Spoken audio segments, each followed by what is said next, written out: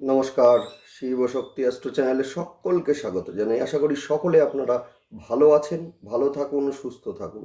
মাসিক রাশিফলের আজকের ভিডিওয় আলোচনা করব কুম্ভ রাশি এবং লগ্নের জাতক জাতিকাদের আগামী এপ্রিল মাসটা কেমন কাটতে চলেছে। সঙ্গে থাকছে নাক্ষত্রিক বিশ্লেষণ এবং সেই সঙ্গেই আলোচনা করব প্রতিকার। দেখতে থাকুন আপনারা ভিডিওটা এবং সেই সঙ্গে অবশ্যই আপনারা চ্যানেলটিকে সাবস্ক্রাইব করে নেবেন। গ্রহের প্রত্যেকটি গোচর মানে আমাদের এক একটি প্ল্যানিং, আমাদের এক একটি সিদ্ধান্ত নেওয়ার পালা। সুতরাং গ্রহের গোচরকে পুঙ্খানুপুঙ্খভাবে বিশ্লেষণ করে তবেই আমাদের যে কোনো সিদ্ধান্ত, আমাদের যে কোনো প্ল্যানিংকে নিতে হয়, যাতে কোনো সমস্যা না আসে। সুতরাং অবশ্যই আপনারা সাবস্ক্রাইব করে নেবেন, যাতে সমস্ত ভিডিওর নোটিফিকেশান আপনাদের কাছে সহজে পৌঁছে যায়, আপনারা বুঝতে পারেন যে গ্রহের গোচর বর্তমানে কি রয়েছে এবং সেই সঙ্গে আপনাদের মোটামুটি কি কি সিদ্ধান্তগুলোকে গ্রহণ করা উচিত বা মূলত কোন কোন সিদ্ধান্তগুলোকে গ্রহণ করা উচিত নয়। অবশ্যই আপনারা দেখতে থাকুন, ভিডিও শেষ পর্যন্ত দেখবেন। যাই হোক, আজকে আলোচনা করব কুম্ভ রাশি এবং লগ্নের জাতক জাতিকাদের এপ্রিল মাসটা কেমন কাটবে। মূলত কুম্ভ রাশি যা কিনা একটি স্থির রাশি এবং সেই সঙ্গে বায়ু রাশি, শনিদেবের রাশি হওয়ার জন্য মূলত কুম্ভ রাশির জাতক বা জাতিকাগণ যথেষ্ট নিয়মনিষ্ঠ হয়ে থাকেন এবং সেই সঙ্গে মূলত কর্মে বিশ্বাসী হয়ে থাকেন। বায়ু রাশি হওয়ার কারণে কুম্ভ রাশি কিন্তু একই সঙ্গে একাধিক যে চিন্তা ভাবনা করার যে ক্ষমতা, সেটা কিন্তু একমাত্র কুম্ভ রাশি বা লগ্নের জাতক জাতিকাদের মধ্যেই আছে।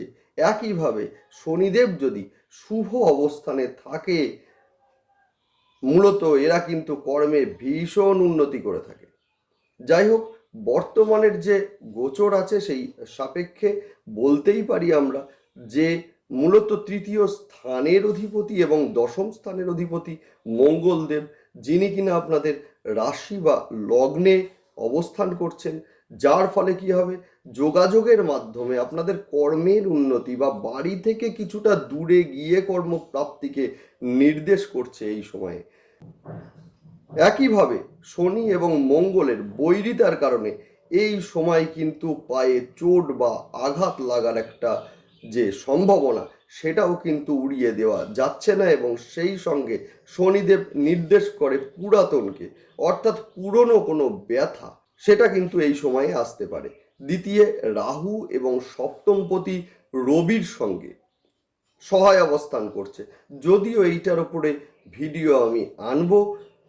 রবি এবং রাহুর যে ট্রানজিট এবং রবি রাহুর গ্রাসে, এর ফলে কোন কোন রাশি বা লগ্ন এফেক্টেড হতে চলেছেন সেটা নিয়েই আমি কিন্তু ভিডিও নিয়ে আসব, দেখতে থাকুন আপনারা। যাই হোক, দ্বিতীয় রাহু এবং সপ্তমপতি রবি রাহুর গ্রাসে, যার ফলে কি হচ্ছে না, এই সময়ে কিন্তু স্বামী বা স্ত্রীর ক্ষেত্রে শারীরিক অসুস্থতা, এটা যেমন লক্ষ্য করা যাবে, একইভাবে লক্ষ্য করা যাবে অর্থের ব্যয় বা এই সময়ে কিন্তু আর্থিক দিক দিয়ে প্রতারণার একটা শিকার হওয়ার সম্ভাবনা, এটা কিন্তু এই সময়ে রয়েছে। 14 এপ্রিলের মধ্যে বড় কোনো আর্থিক লেনদেন এড়িয়ে চলাটাই উচিত হবে। বিশেষ করে মোবাইল বা ইলেকট্রনিক ডিভাইস থেকে যে কোনো বড় লেনদেন আপনারা এড়িয়ে চলুন এই সময়। যাদের চোখ বা ইএনটি এবং হার্টের সমস্যা ছিল আগে থেকেই, একটাই কথা বলবো যে সেই সমস্যা বৃদ্ধি পেতে পারে। সুতরাং আপনারা একটু চেক আপে থাকুন এই সমস্ত সমস্যা থেকে। সেই সঙ্গে এই সময়ে কিন্তু মানসিক একটা চঞ্চলতা, যেটা বাড়তে লক্ষ্য করা যাবে।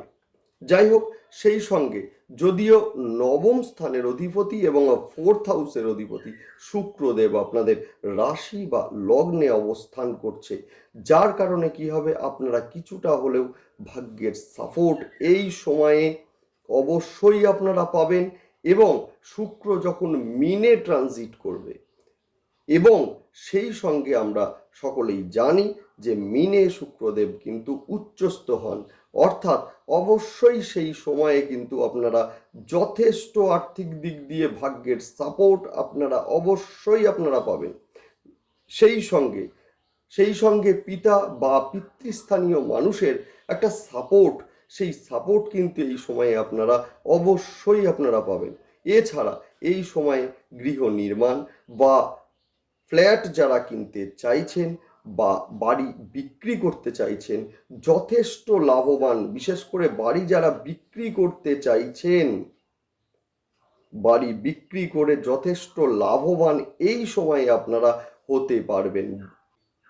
দ্বিতীয় এবং একাদশ স্থানের অধিপতি বৃহস্পতি তৃতীয় অবস্থিত হওয়ার কারণে সম্পদের ক্ষেত্রে যে অংশীদারি সম্পর্কিত সমস্যা ছিল তা অনেকাংশে হ্রাস পাবে এবং যোগাযোগের মাধ্যমে আর্থিক উপার্জন এই মাসে ভীষণ শুভ। ফিফথ হাউসের অধিপতি এবং সেকেন্ড হাউসের অধিপতির মিলনে বা জুতির ফলে মূলত প্রেমের ক্ষেত্রে যে ভুল বোঝাবুঝি সেটা কিন্তু হ্রাস পাবে এপ্রিলের পর। এবং সেই সঙ্গে বলতে পারি যে অনেকের প্রেম এই সময়ে পরিণতি পেতে চলেছে মূলত 14 এপ্রিলের পর। শিক্ষার্থীদের জন্য সময়টা যথেষ্ট শুভ। নেক্সট আসবো নাক্ষত্রিক বিশ্লেষণ। নাক্ষত্রিক বিশ্লেষণে মূলত পূর্ব ভাদ্রপদ নক্ষত্রে যাদের জন্ম এই সময়ে কিন্তু সম্পদ জনিত সমস্যা মিটবে, সেই সঙ্গে পেট ও লিভারের সমস্যা এটা কিন্তু লক্ষ্য করা যাবে। নেক্সট আলোচনা করব উত্তর ভাদ্রপদ নক্ষত্রের ক্ষেত্রে হঠাৎ করে ধৈর্যের বিচ্যুতি ঘটতে পারে, সেই সঙ্গে মূলত কর্মে বিলম্ব এটা হওয়ারও কিন্তু একটা সম্ভাবনা আছে। ভাই বা মূলত বোনেদের সঙ্গে অথবা আপনার আশেপাশের প্রতিবেশীদের সঙ্গে মতান্তরে জড়াবেন না, এড়িয়ে চলুন।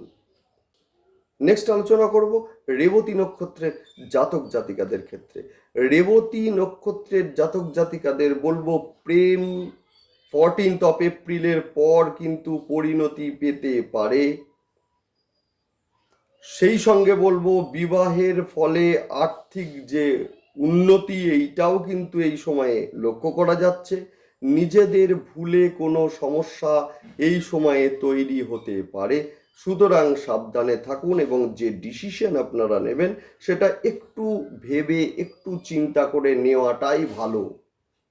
নেক্সট আসবো প্রতিকারের ক্ষেত্রে। দেখুন মূলত কুম্ভ রাশি বা লগ্ন যেটা কিনা শনি দেবের একটি রাশি, সুতরাং একটাই কথা বলবো, সোমবার এবং শনিবার করে রুদ্রাভিষেক অবশ্যই আপনারা করবেন। শনিদেবের গুরু হচ্ছেন স্বয়ং দেবাদিদেব মহাদেব, এই কথাটা আমাদের মাথায় রাখতে হবে। সুতরাং রুদ্রাভিষেকের ফলে কিন্তু শনিদেবের যে 7.5 প্রকোপ এটা কিন্তু অনেকটাই হ্রাস পায়। সেই সঙ্গে মঙ্গলবার এবং শনিবার করে হনুমান চল্লিশা অবশ্যই পাঠ করবেন। স্নানের পর শুদ্ধ বস্ত্রে বসে হনুমান চল্লিশা পাঠ করা উচিত এবং সেই সঙ্গে প্রদীপ এবং ধূপ জ্বালিয়ে জবা ফুল বজরংবলীকে অর্পণ করুন, দুর্দান্ত রেজাল্ট পাবেন। একটা সিঁদুরের কৌটো হনুমানজির পায়ের কাছে রেখে দিন, খুব ভালো রেজাল্ট আপনারা পাবেন। যাই হোক, ভালো থাকুন সকলে, দেখতে থাকুন ভিডিও, সেই সঙ্গে অবশ্যই আপনারা চ্যানেলটিকে সাবস্ক্রাইব করে নেবেন। নমস্কার।